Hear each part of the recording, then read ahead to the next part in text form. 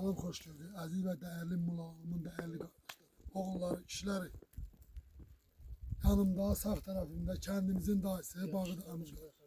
Bağıdağımız kəndimizə, elimizə, obamıza öz xeyir duasını versin inşallah. Bağıdağ buyur, öz xeyir dua ver. Ben de xeyir verirəm bu kəndin adıyla, o saqqal kimi. Benden böyüklər də var, onlar da öz sözü deyir.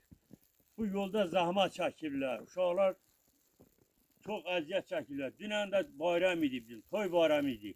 Allah canımızı sağ eləsin. Allah uşaqları da bu el qorusun. Ondan sonra böyük zahmat çəkiblər. Bu stubaları çəkiblər, işıq verirlər, avadi eləyiblər. Bunlara can sağlığı, uzun ömür. Öpürəm. Özdən müqat olun, başqa derim. Mən öləndən sonra bir asil olacaq ki, belə bir söz söhbət olur. Hala tez. İnşallah ya demək olmaz. Ölüm indi belə şeydir. Allah bunlara can sağlığı versin. Uzun ömür versin. Onlara can sağlığı.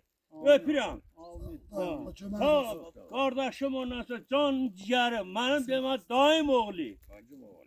Bacın oğlu. Bacın oğlu. Dayı